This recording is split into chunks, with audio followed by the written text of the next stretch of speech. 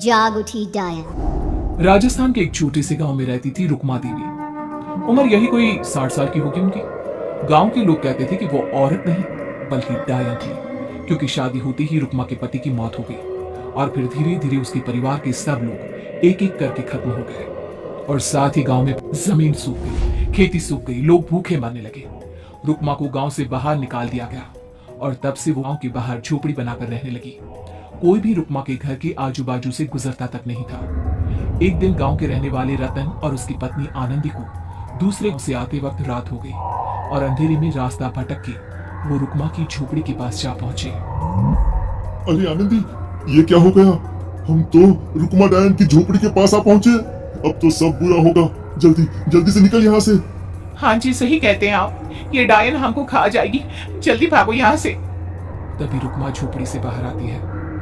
अरे रुको, तुम लोग यहाँ मेरी झोपड़ी में आराम कर लो और देखो इस रास्ते पर आगे मत जाना। हाँ हाँ, हमें आगे जाने से इसलिए रोक रही है ना ताकि हमें मार डाले तू। अरे ना ना, मैं तो तुम्हारी जान बचाना चाहती हूँ, मेरी बात तो सुनो। डर की वजह से आनंदी और रतन वहां से भाग जाते हैं, लेकिन फिर अगले दिन गांव में खबर फैलती है कि रतन और आनंदी ने अपने घर में फांसी लगाकर आत्महत्या कर ली। वजह क्या थी किसी की समझ में नहीं आया। अगले दिन गांव में जोर का तूफान आया और भयानक तरीके से किसी के रोने की आवाज गूंजने लगी। अरे भाई, लगता है उस डायन रुक्मा ने गांव पे काला जादू कर दिया है।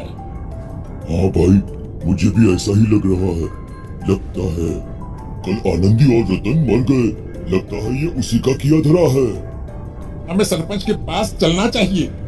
वो दोनों आदमी सरपंच के घर पहुंचते हैं। अरे तुम इस वक्त यहाँ पर क्यों आए हो? जानते नहीं बाहर क्या हो रहा है? कितनी डरावनी आवाज गांव में गूंज रही है। बस मालिक, किसी तरह आ गए। पूरे गांव वालों की जिंदगी का सवाल है। अरे मालिक, ऐसे तो सब एक एक करके मर जाएंगे। तो क्या चाहते हो, क्या किया जाए? मालिक, हमें रुक्मा को मारना होगा। अरे जब तक वो डायन गांव में जिंदा रहेगी तब तक गांव में ये सब होता ही रहेगा। शायद ठीक कह रहे हो तुम लोग, मगर ये काम करेगा कौन? मालिक, अगर आप कहे तो हम दोनों मिलके इस काम को अंजाम दे दे। बस आपको हमें यकीन दिलाना होगा कि हम पकड़े नहीं जाएंगे। ठीक है, लेकिन बाहर जो आतंक का साया है उसमें तुम दोनों रुक्मा तक पहुंचोगे कैसे? हैं? क्या तुम्हें डर नहीं लगता? मालिक, आप उसकी चिंता ना करें। काल भैरव का भभूत है हमारे पास।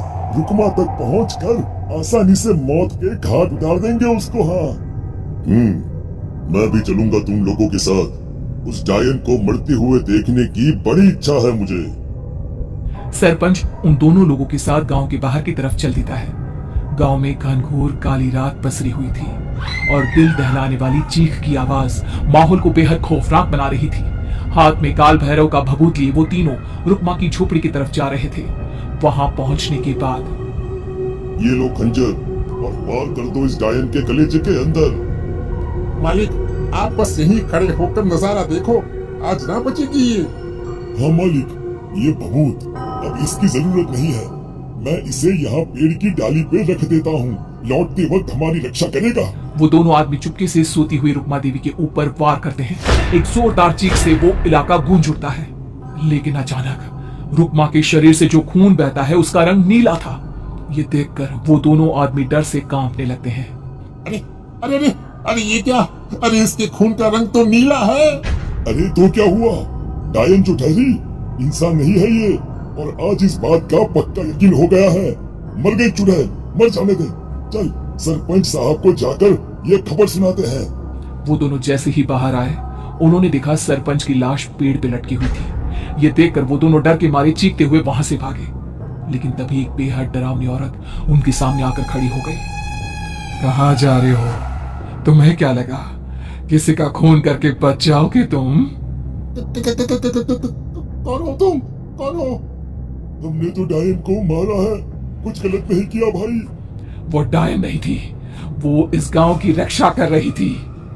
तुम कौन हो और तुम्हें कैसे पता वो कौन थी? उसने रतन और आनंदी को मार डाला। रतन और आनंदी को मना किया था रुक्मा ने इस रास्ते से आगे जाने से, पर वही दोनों माने नहीं और उन दोनों ने मुझे देख लिया था, इसलिए उनका मरना तो तय था। क्या मतलब तूने मारा था और हम समझ रहे थे कि रुकमा ये सब कर रही है। अरे वो तो मेरे कब्जे में थी, रोज अपने खून का चढ़ावा देकर इस गांव को बचा रही थी। तभी तो उसका खून नीला पड़ गया था, लेकिन तुमने तो उसे मारकर मेरा काम आसान कर दिया। अरे नहीं नहीं, हम नहीं मानते कि ये सच है। नहीं मानते तो बताओ सरपंच कैसे मरा फिर?